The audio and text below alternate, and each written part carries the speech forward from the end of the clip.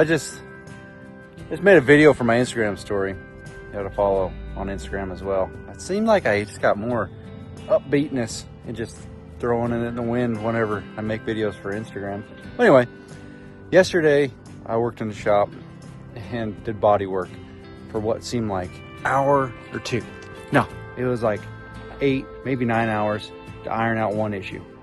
Got it ironed out, but I still got to revisit it. And today, oh man, power was out, running around, did a bunch of stuff, get generators running, get everything going, go bid some jobs, haul some stuff, go do some other meetings, come back at the Ford, go to my grandpa's, get the dump trailer, go to the quarry, haul a load of con mix, come back here, and this is where we're at. This is up to live data.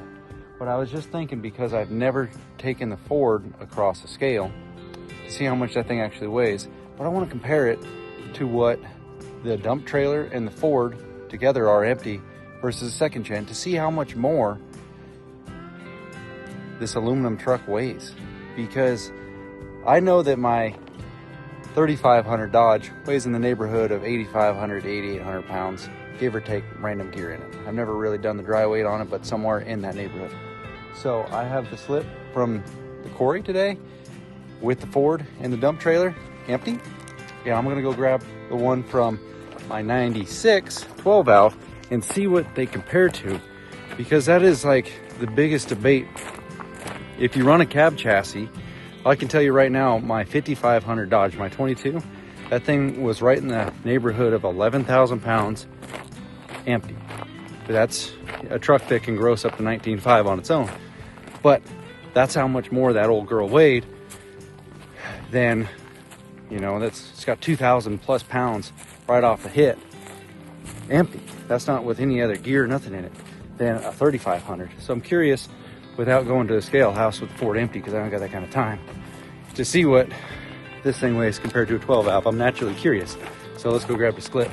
So that little dump trailer has primarily been just my dump run rig for my family, buddies, whatever. And the 96 has been, well, it's been the mule for that particular wagon. I got 2 slips right there. I'm not gonna look at them. I'm gonna wait till we get the them side by side with the, oh, look at this.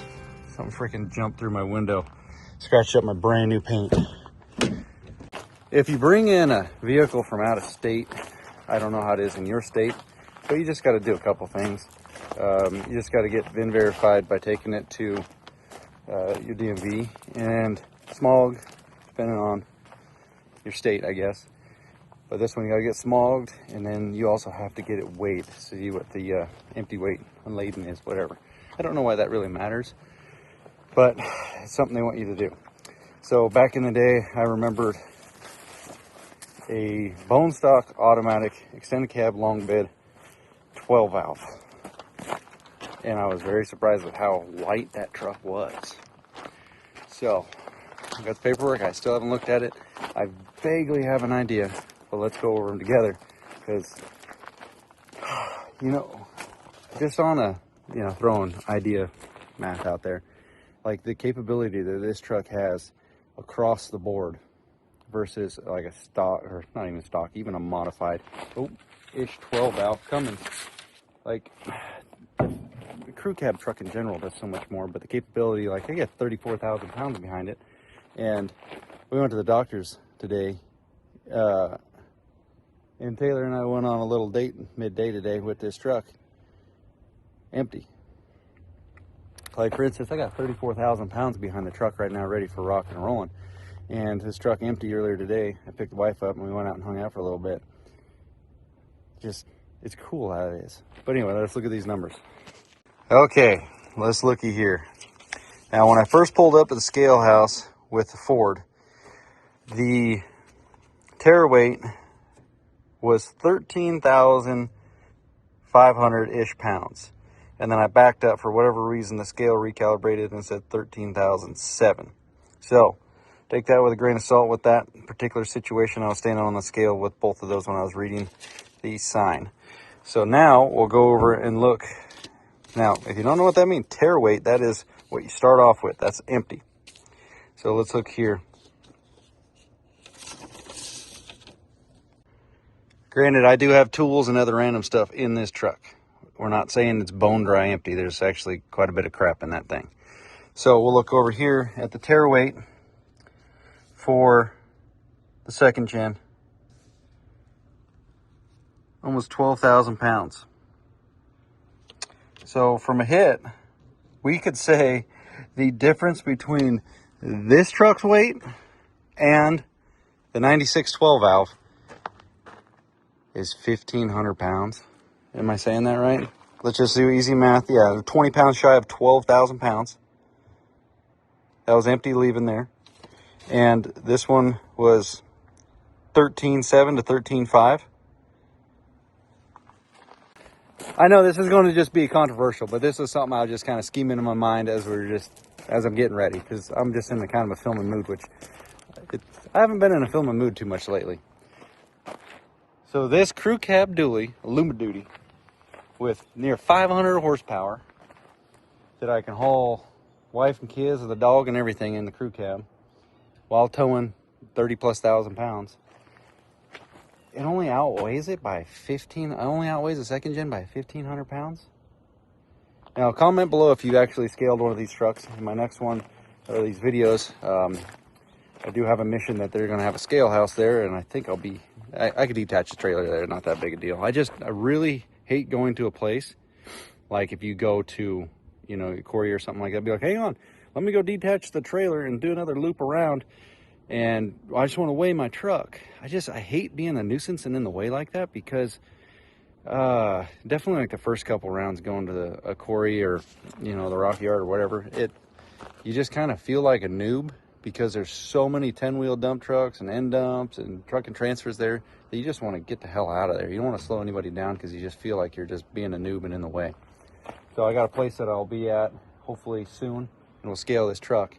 But I will tell you this much. What that 9712 valve scaled at, bone empty, nothing in it, back in the day, was 6,500 pounds.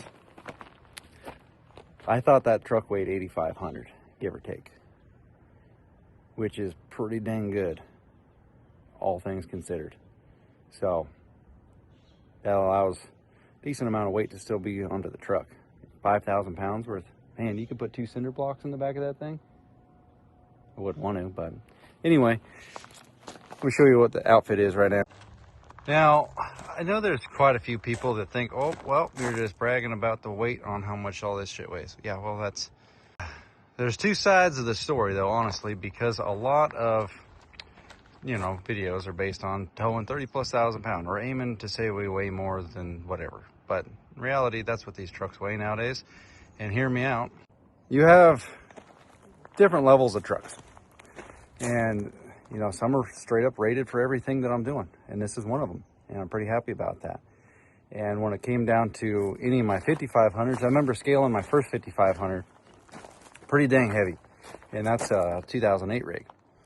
With the flatbed on it, I considered taking the flatbed off, trying to save weight so that it was, for one, a little bit easier to haul around, because, you know, the bed could weigh 1,500, 2,000 pounds by itself. So you add that into the facts and all that, but there's some guys that run around like, oh, you know, well, my 2,500, and it weighs 11,000 pounds running around. I'm like, that's good. And you don't got much rating left on that truck. And, you know, I got room for payload. I got all this with this truck, and I think that's pretty cool how that checks all those boxes. Yeah, our figures aren't scientific, but we're pretty close. We know we're in the same ballpark as a freaking 9612 valve. Unreal. So maybe that aluminum stuff's actually in our favor a little bit on that, because I'd rather have the truck. It's got the capability, it's got the frame, it's got the brakes and everything to do what I'm doing, and the rating, the legit one. But to have more room for payload, because the truck doesn't weigh 15,000 pounds. I like that a lot. And some trucks, my buddy Jay, he's got a 3,500, 2024. Somehow that damn thing showed up with a 13.5 GVW sticker on it. And like my dad's 4,500, we were aiming to get that as a 16K. And I ordered it specifically 16,000 pound rating. And the damn thing showed up at 16.5. So now you got to derate the trailers even more to run them without CDL. I got a CDL, obviously, but I'm just saying for other people that don't. If you order a 16K truck, you plan on towing a 10K trailer behind it, you're 26K, and then it screws you all up. But to have a lighter, tow rig like that, I mean, you could get rid of the bed and stuff like that. By having the bed be aluminum, it's not hurting anything that's on the tow fact. It's not making it harder to tow or making it less stable. Anyway, get back to the video. Just keep thinking of more stuff to add to this video, because it's like, I just keep thinking of more stuff to add to this video. I run a smaller fuel tank on the, the rig that does more towing. It's not to stay, within the ratings. I still got more room to grow, but just trying to keep everything as light as possible. So I don't need to carry around 100 gallons. 40 will do. Minimal tools, just so everything's just on a lighter scale of things. And if you need a service truck set up a service truck. Service truck doesn't need to do the towing. Hey, 2 jackrabbits.